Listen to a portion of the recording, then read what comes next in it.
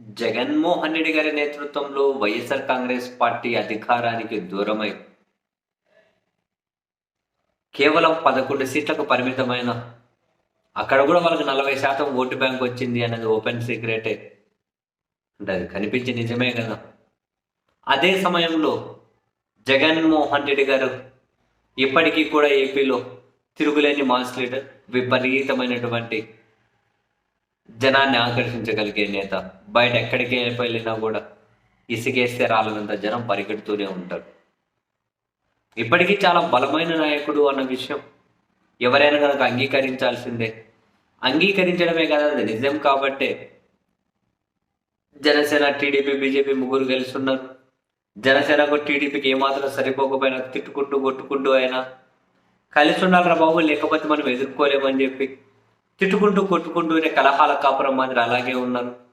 ఎవరు నోరు తెలిసినా జగన్ జగన్ జగన్ జగన్ నామస్మరణి. ఇప్పుడు తాజాగా ఏపీకి వచ్చినటువంటి కేంద్ర హోంశాఖ మంత్రి గారు, అంటే దేశ పాలకుల్లో అంటే నంబర్ 2 కేంద్ర ప్రభుత్వంలో అని, ఆ నంబర్ 2 స్థానంలో ఉన్న వ్యక్తి ముఖ్యమంత్రి గారింటికి వెళ్ళి జగన్మోహన్ రెడ్డి గారి ఇల్లు ఎక్కడ, రాజకీయంగా యాక్టివ్గానే ఉన్నారా, ఏమైనా కార్యక్రమాలు చేస్తూ ఉన్నారా అని చెప్పి ఆయన గురించి వాకప్ చేశారు అంటే డెఫినెట్లీ జగన్మోహన్ రెడ్డి గారి మీద అటెన్షన్ ఇంకా నేషనల్ లెవెల్లో ఉంది అని చెప్పి ఖచ్చితంగా అనుకోవాల్సి ఉంటుంది. ఇప్పుడు తెలుగుదేశం పార్టీ మీడియాలో జగన్కి ఎన్ని ప్యాలెస్లు ఉన్నాయి అని చెప్పి అమిత్ షా అడిగారు అని చెప్పి వీళ్ళు వార్తలు వేసుకుంటూ ఉన్నా, ఎవరు డైరెక్ట్గా ఎన్ని ప్యాలెస్లు ఉన్నాయని చెప్పి అడగరు. అక్కడ కూర్చున్నారు కాబట్టి, ఆడ కూర్చొని పిచ్చాపాటి మాట్లాడుకుంటున్నారు కాబట్టి బై డిఫాల్ట్గా జగన్మోహన్ రెడ్డి గారి ఇల్లు ఎక్కడా అని చెప్పి అడిగి ఉండొచ్చు. అంటే దగ్గరలోనే ఉంటుంది కదా, ఇల్లు ఎక్కడా అని చెప్పి అడిగి ఉండొచ్చు. సో ఆ అటెన్షన్ కూడా జగన్మోహన్ రెడ్డి గారి మీద ఉంది.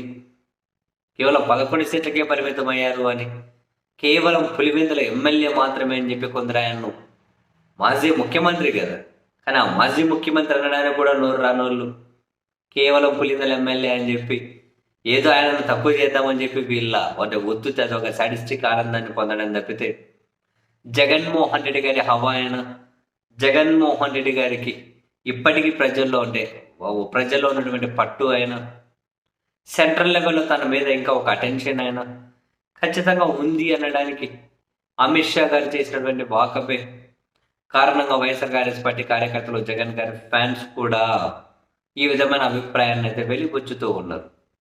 సరే, ఎవరు అవునన్నా ఎవరు కాదన్నా జగన్ గారికి ఉన్నటువంటి ఆ 40%, మొన్న వచ్చిన 40% ఓట్ బ్యాంక్ అంటే ఒక ఓటుగా తగ్గే పరిస్థితి ఖచ్చితంగా ఉండదు.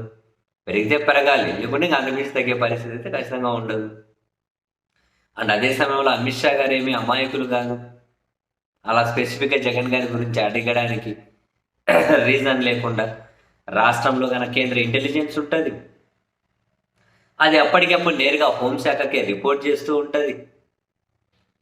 రాష్ట్రంలో ప్రభుత్వం మీద వ్యతిరేకత ఏంది అనేది రిపోర్ట్ చేసి ఉంటుంది. జగన్మోహన్ రెడ్డి గారి బయటకు వెళ్తూ ఉంటే ఏ విధంగా జనస్పందన ఉంది అని రిపోర్ట్ చేసింటారు. ప్రజలు ఏ విధంగా జగన్ గారి పాలనను ఇప్పటి పాలనను కంపేర్ చేసుకుంటున్నారు అన్నది ప్రతిదీ కూడా కేంద్ర ఇంటెలిజెన్స్, కేంద్ర హోంశాఖకు రిపోర్ట్ చేసి ఉంటుంది కదా. ఈ విషయాలన్నిటి మీద అవగాహనతోనే అమిత్ షా గారు జగన్మోహన్ రెడ్డి గారి గురించి వాకపు చేసి ఉంటారు. వీళ్ళు దాని ఏదో మరో కోణంలో చెప్పినంత మాత్రాన అబద్ధాలు నిజాలైపో, నిజాలు అబద్ధాలైపో. జగన్మోహన్ రెడ్డి గారి గురించి ప్రత్యేకంగా వాకపు చేశారు అంటేనే అమిత్ షా గారి దగ్గర ఏదో ఒక రిపోర్ట్ ఉండే తీరుతుంది. అలా లేనిదైతే అడగరు, అందులో అయితే ఉన్నాడు.